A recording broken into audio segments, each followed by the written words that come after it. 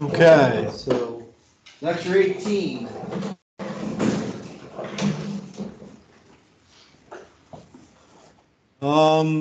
Last call for feedback on the managers. Does anybody want to fill those out? Still or not? Okay. Yeah, me too. I forgot about them. Okay, make sure you get them in today so we can get that feedback to students. I will bring these to lab in case you forget. You can refill them out.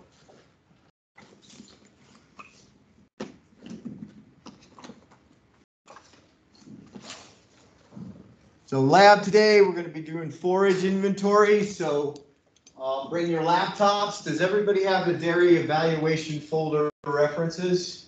Yeah. Okay, so we need those files in there, or two of them we're going to use. That's the one you gave us on the flash drive, right? Yep.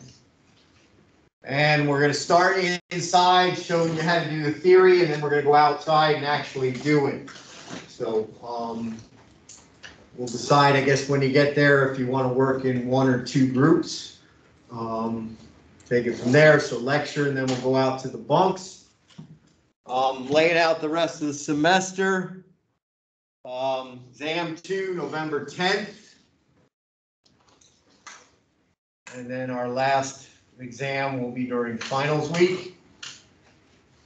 So And then a final, or final is exam 3? Final is exam 3. Everything works out the way we hope it will. So we'll probably go through the end of this feeder discussion for coverage for that exam. Any questions or concerns?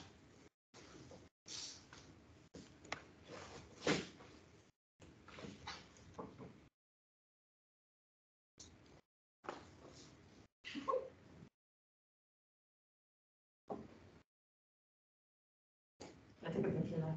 If you want to. I would imagine it's readily available on the internet if you type in those things.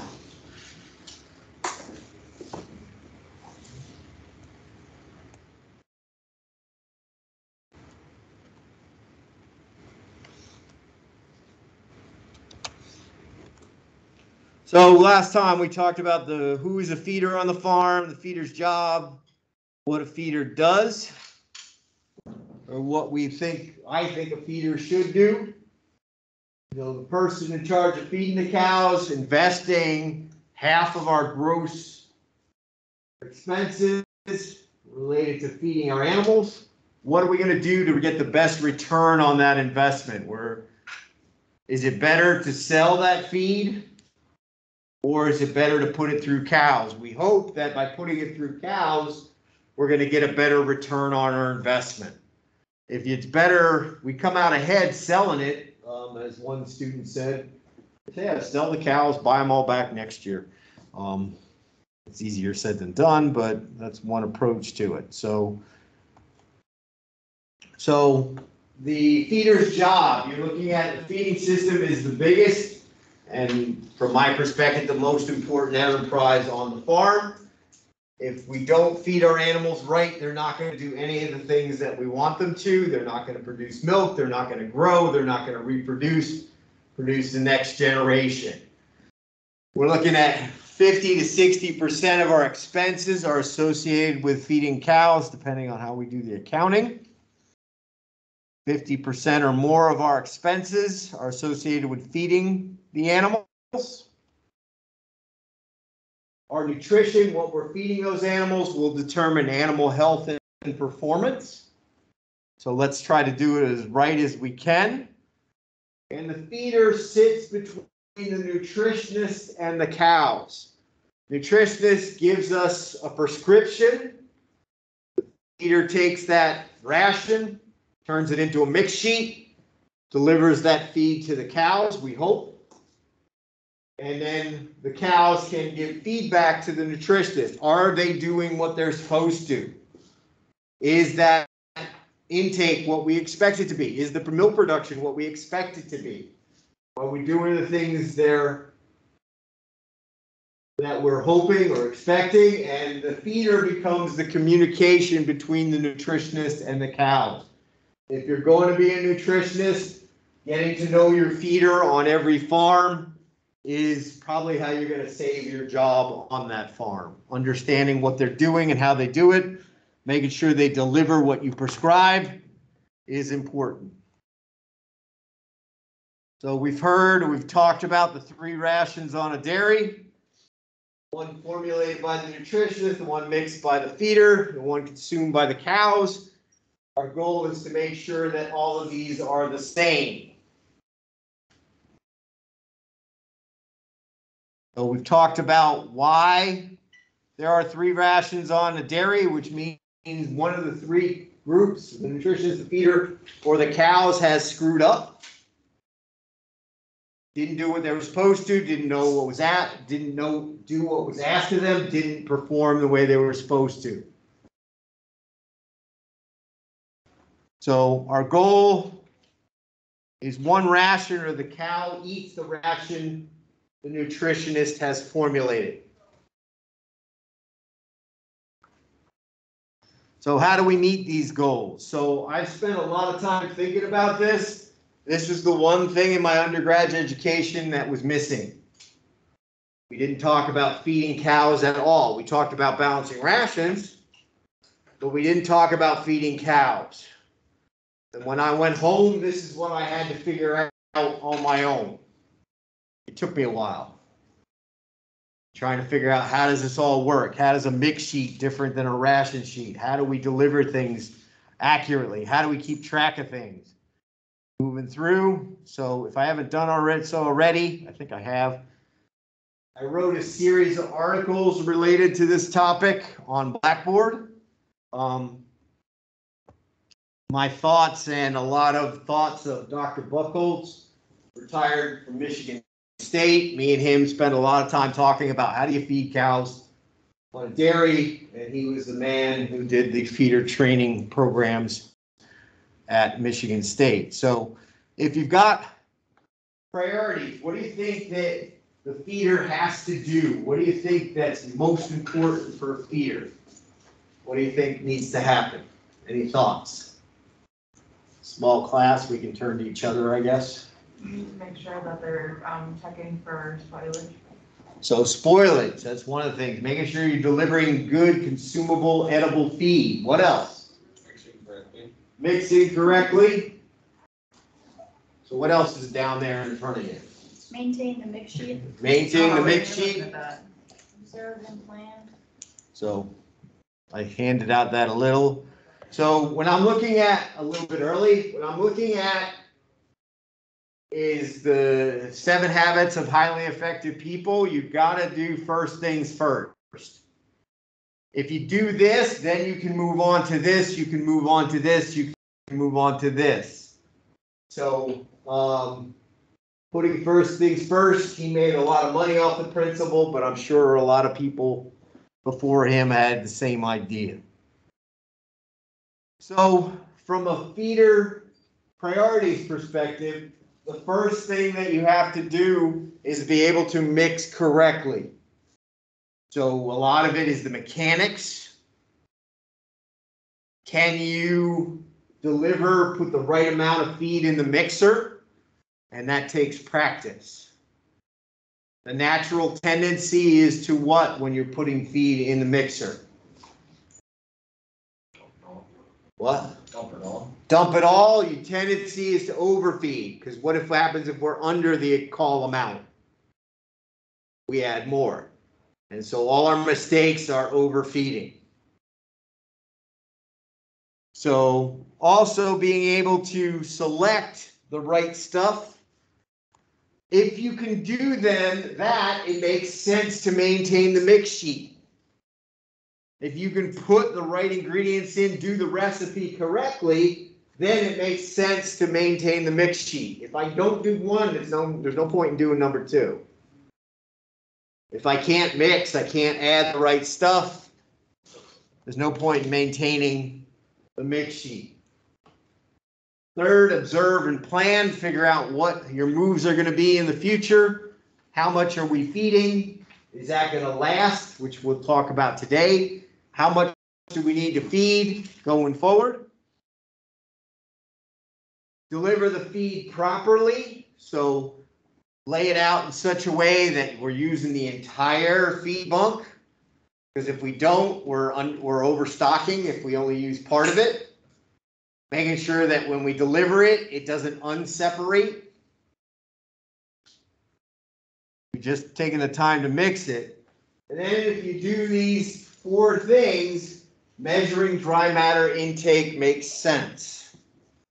If I don't know how to mix, if I don't know what's going in the wagon, I'm not delivering it properly. What's the point in doing dry matter intake because we don't know what's going in the cows anyway?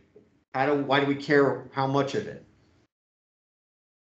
So if we do 1 through 4, then step 5, 5th priority makes sense. There's the handout where I was supposed to hand it out. First priority. So mixing correctly. The first thing we have to do is select the correct feeds. This mistake happens more often than not, that not everybody agrees on what everything is called, or we're taking the wrong stuff from the right place, putting the wrong stuff in the wagon. So an agreed upon numbering system, an agreed upon naming system is pretty important. We're going to select only edible feeds, so we want to take the time to get rid of the rotten stuff, get rid of the contaminated stuff. Making sure that we're going to have our best chance at maximum dry matter intake. Yes. On farm 2, they had a pile of the candy that was, would that be considered edible if it was just on the ground covered with a tarp, or is that stored improperly? I would consider it edible unless you're starting to get water coming in underneath and it's starting to rot from the bottom. Just sitting on the concrete. So as long as it's reasonably dry and doesn't start to rot or ferment, it should be edible. Okay. So mixing correctly, we got to be able to add the right amount. So how do we do that? We've got the scales. We need to make sure those are calibrated and accurate. When I climb up on a mixer wagon and I only weigh 140 pounds, there's something off. So we'll spend more time on that in 200 if you have an interest. How do you calibrate? How do you test your scales? How do you know if they're working? Then general human tendency is I've got a number and I'm aiming for that number. If I've got less, I keep trying to put in a little bit more, and then I'm over. So we need to think about windows.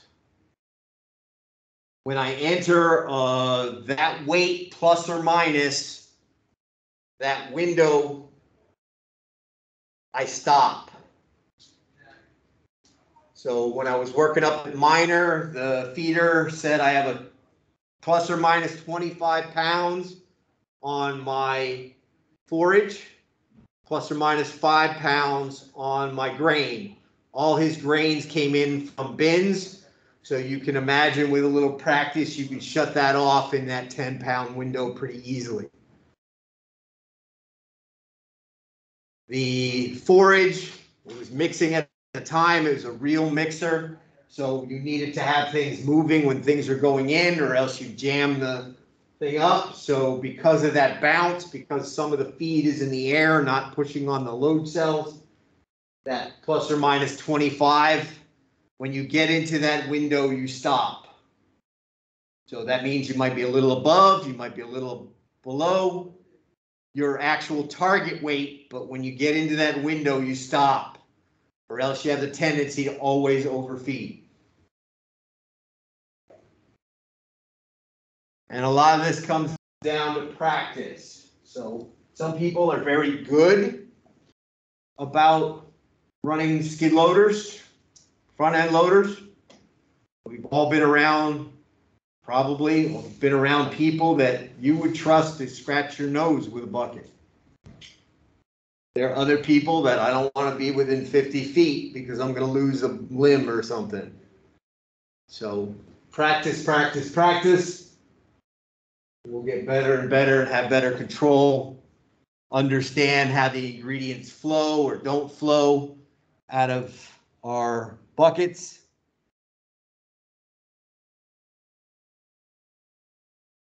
So as we said, we've got a window we're shooting for adding the right amount. What do we do when we make a mistake? Our mistake is usually what? Overfeeding. So what do? First thing, we probably want to sit down with our nutritionist and consider what is actually truly a mistake that could hurt our animals. 10 pounds over, may not something we, it's excess feed that we don't really want to spend money on, but 200 pounds over might be a problem that we're really going to mess up our cows with. So deciding with your nutritionist what is a true mistake that's going to have to take you off of your pattern, take you off of your script, and you're going to have to go do a remedy. So if you've got our mistake, and our mistakes are generally going to be overdoing it, what might we do? You put the ration amounts down so you know that you go over. So when you go over, it's like where it's supposed to be. If that makes sense. You can, but then that is not truly a mistake. If you've got a window that's acceptable and your target is lower than maybe what the actual number is, that you're still in a window that's not a mistake. So if it's the first ingredient, what do? Just run it out, right? We don't need it in there, we run it back out. What happens if it's a second or later ingredient? Depends on whether the mixer's moving or not. If the mixer's not moving, we could get in and fork and or shovel it out. Not a lot of fun. But if we do that, what do we have to make sure we absolutely have to do? Wait before you pick it out. Know how much your error is, certainly, but the keys to the tractor are in your pocket. You disconnect the power takeoff, something, a big flag that says, hey, I'm in here, don't turn this on. So safety is first on that. So we can remove it. If it becomes such a great mistake, and this doesn't usually happen, well, maybe we just abort the batch in some way, shape, or form. This is going to cost me too much in damage to my cows. I'm going to just stop. Now, that's an awful lot of grain, a lot of extra.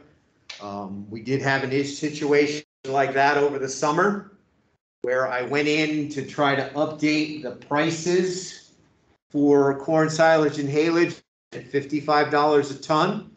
And for some reason, I don't know if I screwed up or it just a program issue, it changed my dry matter from 32 to 55. Steve called up and goes, what the hell's going on here? He stopped feeding. He said something is severely wrong, and he was right that things were not where they should have been. So I got called up, came in and tried to fix things. And over the next 3 days, we dealt with that mistake. One of the things we did is we added more forage to the mix to account for the mistake, but then you're overfeeding the cows. So the next day I was there and what was left over became an ingredient for feeding the next day. Most of you will eat leftover pizza if it's not left in the sofa. Right? If it's chained up. So we went through and we figured out how much leftover we had. We brought it back, made it a feed ingredient, and we reduced all the amounts to make a new mix. So it took us a couple days to get back out of it, but we fixed it. One of the things is you can go through and you can increase all the other ingredients proportionally. You overfeed everything, but at least your proportions are correct. And then if you have a system where you can refeed your leftovers the next day, you have an opportunity to not waste any of that feed. Second priority, mix sheet. We can look at it in different flavors. It's a contract, it's an agreement between the nutritionist and the cows that this is what we're going to do. It's a standard operating procedure. If you lay it out in such a way, this is what we add first, this is what we add second. This is how we do things, how we put that together. And in its simplest form, it's a recipe for what we're going to do. How much of each ingredient are we going to put in there?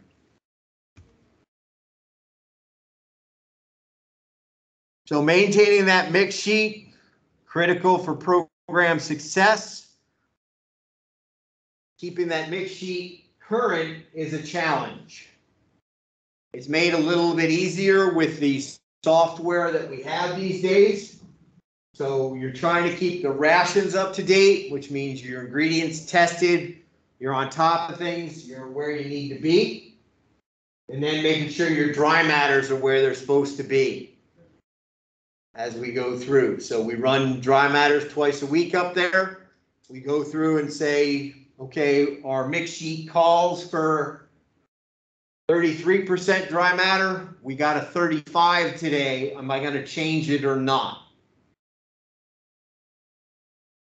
When I look at those graphs right outside the office there, I'm looking for a running average.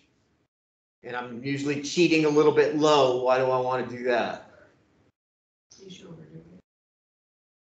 Possibly overdo it, but I want to make sure that if I'm going to do anything, if I underestimate by 1 or 2 points the dry matter, I'm going to overfeed my NDF. It only really matters when you're about 5 points out at some point.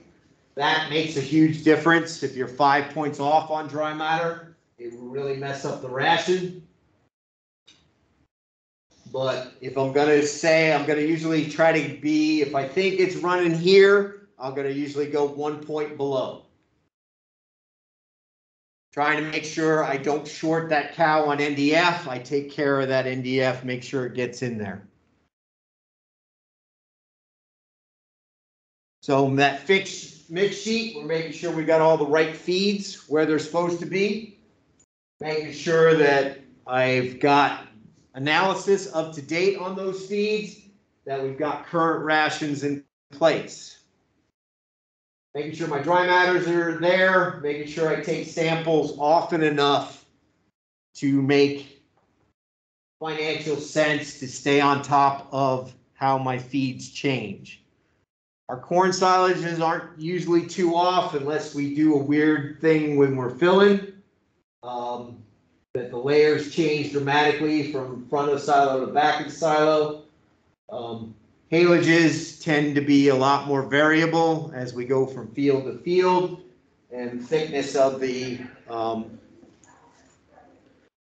layers as we go through. So probably going to analyze our halages more than we're going to analyze our corn silages over the course of the next year. Mix sheet should have. So if you're working with paper copies, I like the date on them so we know when they were printed. So I will create, if I'm doing this with a spreadsheet, I'll have a cell there that gives me the current date whenever they were printed out. And then if I go through and I make adjustments or things or changes in pencil or pen, I will write the date associated with that change. When I was at Michigan State, they printed out sheets once a week. Any changes that occurred during the week were done in pencil.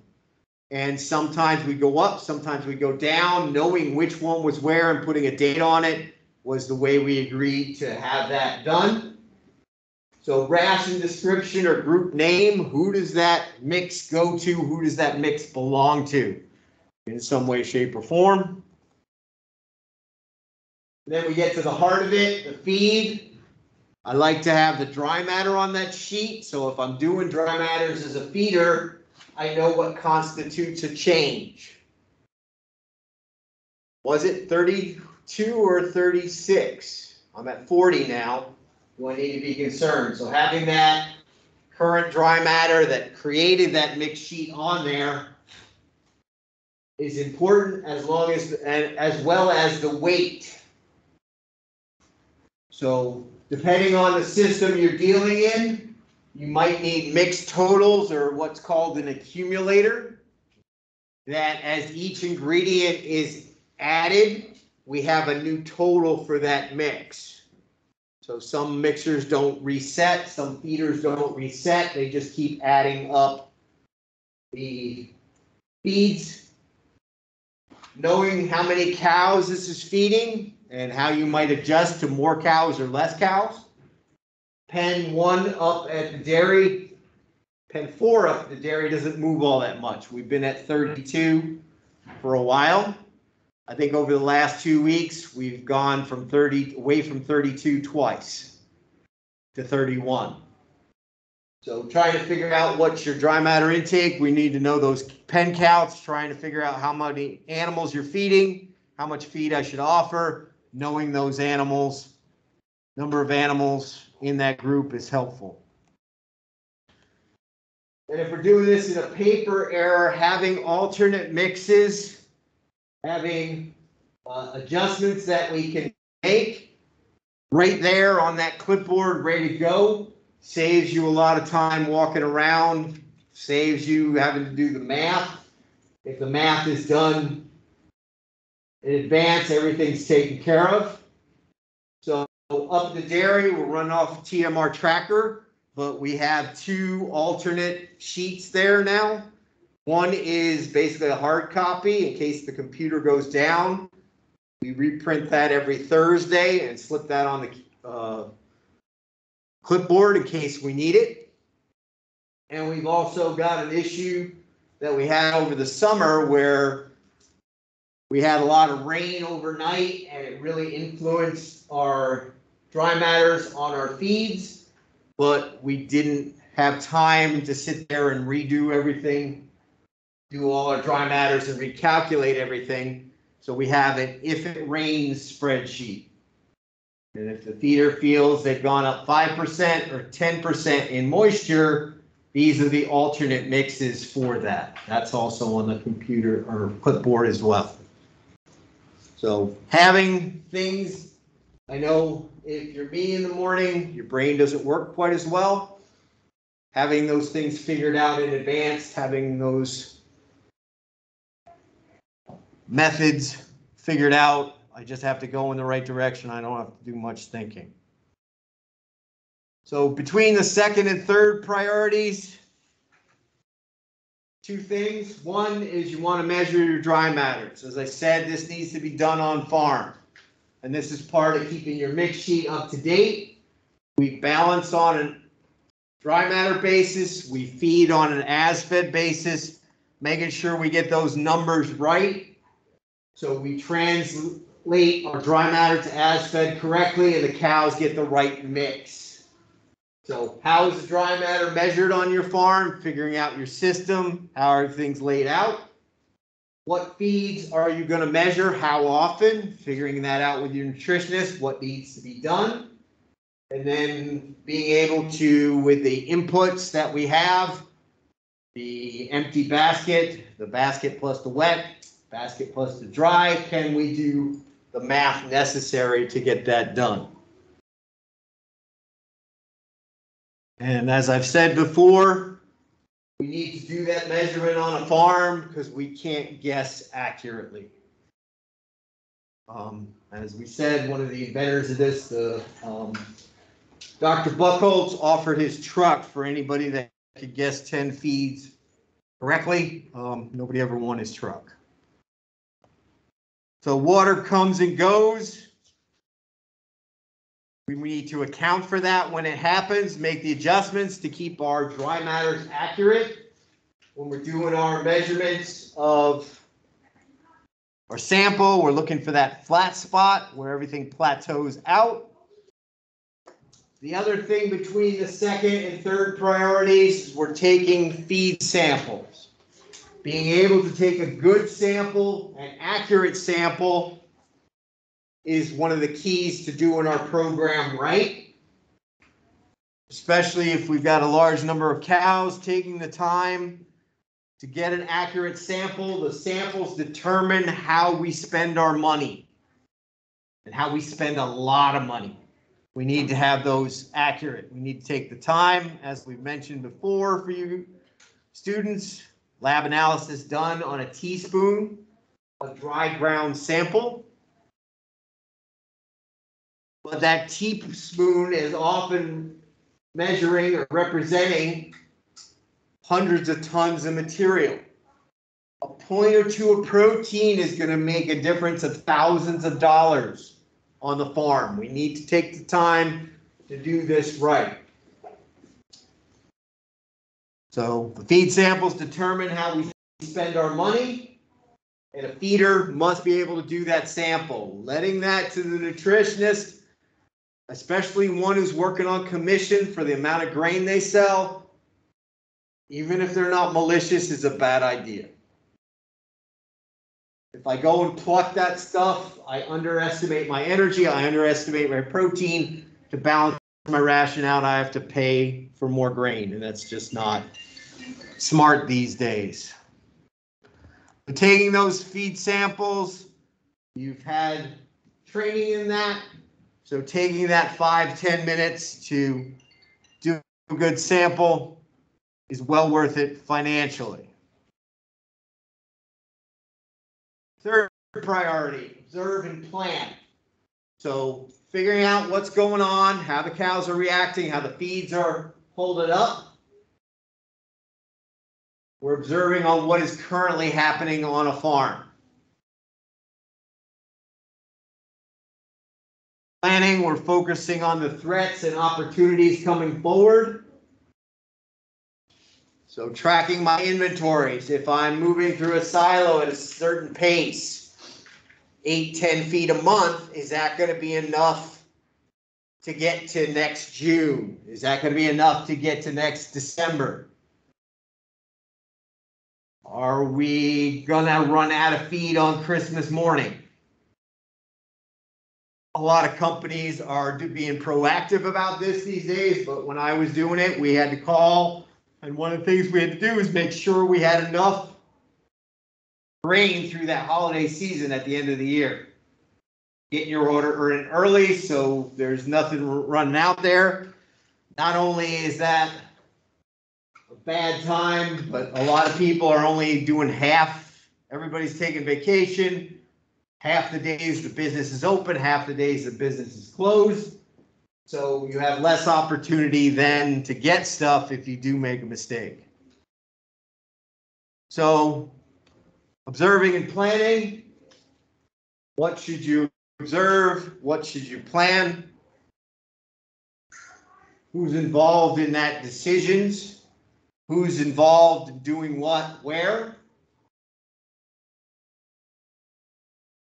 Sitting down with your nutritionist, sitting down feeder and the owner. How long is this stuff going to last? How long do we need? When do we need to place orders? What should we balance? In our case, we've got a bid coming up for the first half of next year. We have to say, here's how much of the following ingredients, the following grains we want for 6 months. Who's going to bid on that?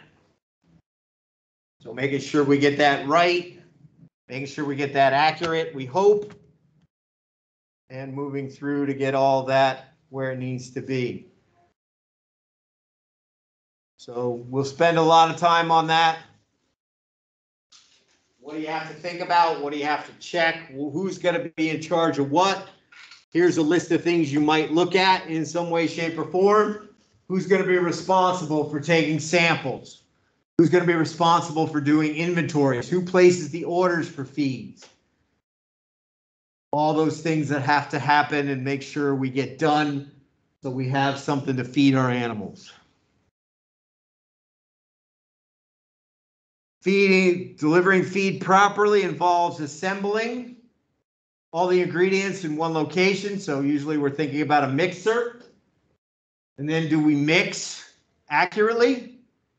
Do we make sure that our mix is complete, it's uniform, that what comes out in the beginning is the same as what comes out at the end? A lot of older mixers, that was not the case. What was coming out first was different than what was coming out last because there was segregation within the mixer. Or if you got kind of that kind of space there, maybe all grain comes out first and you see the cows fighting for that one spot to get all that grain as fast as they can. So making sure we're completely mixed, uniformly mixed. And then when we deliver that feed, it's presented in a way that it doesn't unmix. Certain older conveyors to move the feed would move very, very fast, and it would shoot the feed out. With the feed, if we've got all the heavy stuff going farther than the light stuff, you've just unmixed that feed. If we've got a situation where what comes out first is different than what comes out last, you can see a color difference, a texture difference. How might we handle a mixture like that? Get rid of it is one approach. What else?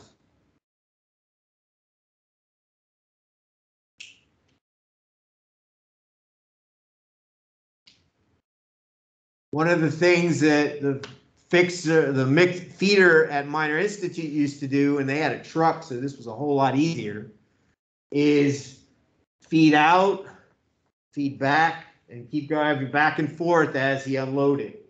Basically would put out layers.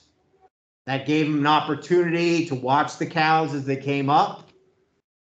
He liked to do that, to watch the cows, see what their condition score is, what the manure was. It also layers it out so it's not dramatically different from one end to the other. That's a whole lot easier to do with a truck than it is with a trailer mixer of some sort. Although, if you're like my dad, I don't think it would make a difference. I was pretty good at backing up stuff. I could get within usually 6 inches, I was confident. He was within 1 inch when he was backing up anything. So, just a lifetime of experience and practice. So how do we know if the feed is mixed properly? How do we know? Mixed and delivered properly. There's minimal sorting. We hope that there's minimal sorting, but that's not really related to, I guess you need to add water sometimes if it's really mixable. Well, like I feel like if it gets unmixed, they would be sorting more than Yep, they would.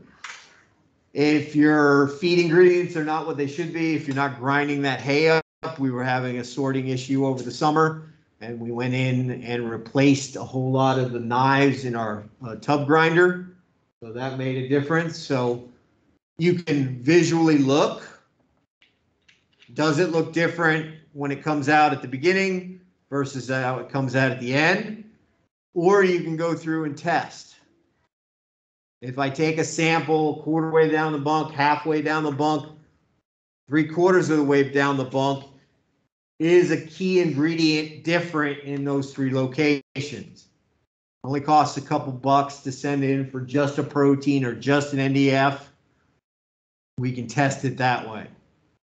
So you can do it by qualitative, by eye, or you can actually send it in for analysis. The feedlots, they tend to send their stuff in on a regular basis, and they use their ionophores and things like that, or salt, as their indicator. So the salt concentrations will be uniform. If it's not, we're not having the quality control we need to related to our feed delivery. Measuring dry matter intake if we've done steps 1 through 4, we should be able to produce meaningful numbers. Now, if I put stuff in the mixer correctly, if I've got an up-to-date mix sheet, and I do all the things I need to do to get that feed delivered correctly, we know exactly what's going in front of the animal and how much they consume, and how does that relate to what milk they're producing. Are we getting out of the feed what we hoped? So we need to remember nutrient intake is what we're looking for, and that's a function of dry matter intake times nutrient concentration gives us nutrient pounds or nutrient intake.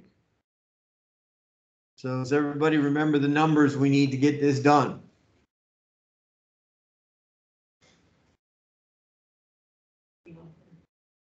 Feed offered. What else?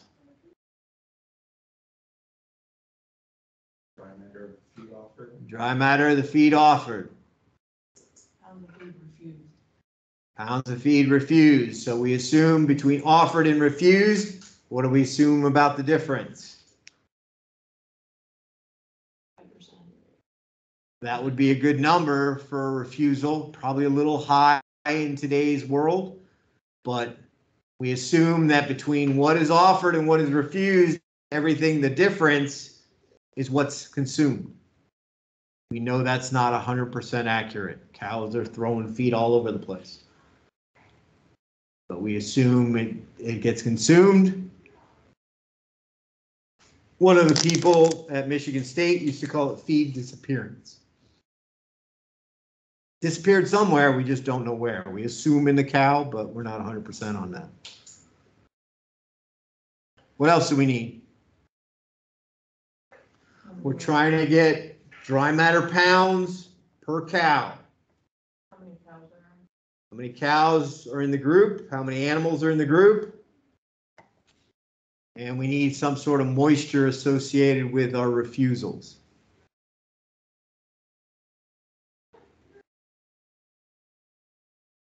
So pounds of feed offered, a reasonable estimate of the dry matter of the feed offered. So how might we find that? We could sample the TMR and run a dry matter on it. Not a big fan of sampling TMR, but it can be done. What we use up the dairy is a mathematical calculation. If I'm going to put this much of each ingredient in and I know accurately what those dry matters are, we should be able to calculate what the feed dry matter is.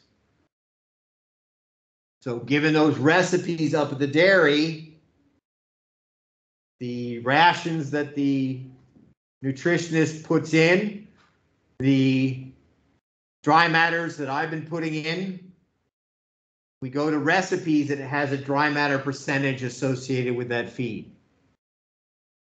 I use that one. If our scales are accurate, if our dry matters are accurate, that should be close enough. Feed refused. This is always a challenge on a dairy. How do we get that stuff weighed and sampled? So we're lucky enough here that you can get that feed back in the mixer wagon, and Steve records that number for us. But sometimes the skid loader isn't tall enough. Sometimes the pen is so far away that I have to bring the wagon over. Then I have to go back, walk back and get the skid loader and bring that. It takes forever. Maybe not worth the time or effort. So we can either weigh the refusals or we can estimate how many buckets. And then what does a bucket weigh? Trying to figure out a system that it's 200 pounds for every bucket I take away. Or maybe we just push the refusals down to the end. And the cows that like leftover pizza eat that from that pile, and then other ones eat the fresh stuff. There was a farm that they had better ventilation at one end of the barn. They pushed the refusals down there. And they found they pretty much disappeared over the course of 24 hours. Cows like to stand down there. Oh, while I'm here, I'll eat. Dry matter of feed refused. Does anybody go through and sample each pen and take a dry matter on each pen? What's refused? No. I don't know of any farm that does it outside of a research farm that would have to know that number in some way, shape, or form. One of my jobs when I was at Minor as a grad student or postdoc was I had to go and do that. Well, you live here, Mooney. You can get up at 2 a.m. The joy of living close. Just because I can't doesn't mean I want to. Yeah, so, but anyway, they did refusals at 3 a.m., so I had to be there at 2 to sample them. Number of animals in the group, we absolutely have to have that number. If we don't have that, if we don't have the feed pounds offered, there's no point in doing dry matter intake. So we need good, accurate scales.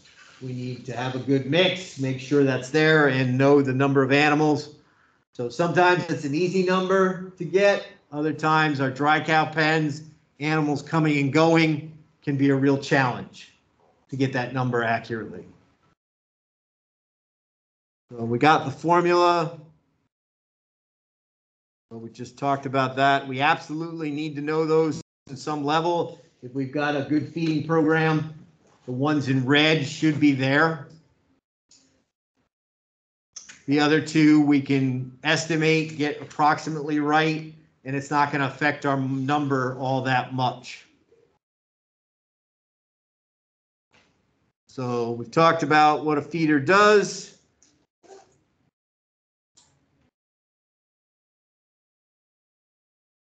How do you know things are going right with a feeding program?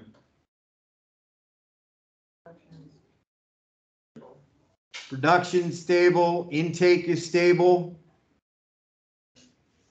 You've got all those health indicators that we're not messing things up by feeding them the wrong way. Acidosis, feet and legs, thin cows, all those can be indicators of a nutritional problem. One of the potential problems could be that it's a feeding issue. More often than not, rations are right on a farm, at least on balanced on paper. They've got a decent set of requirements against a known set of feed analysis. Now, maybe we're not defining the animal correctly for a given pen. Maybe we don't have the latest or up-to-date samples, but the mechanics of taking those two sides and generating a ration, nobody's going to be that far off. So your problems tend to run into feeding issues or sampling issues or analysis issues. Something in the system is not up to date and where it should be. So we'll make sure, if you don't have it already, that resource is up on Blackboard if you have an interest in this. And we'll talk about the minor feeder tools in lab this afternoon. How to find it. It's down at the bottom of the page there, but you have it in your dairy evaluation folder. Some of the things up there: scheduling, feed samples, helps you figure out your inventories, dry matter management tools, a mix sheet generator, and a dry matter intake calculator. If you have more interested in learning how to feed a herd, you have DANS 200 in the spring, 2 credits. I think it meets on Thursdays now, but we'll see how that all comes together. Any questions? So we'll see you in lab.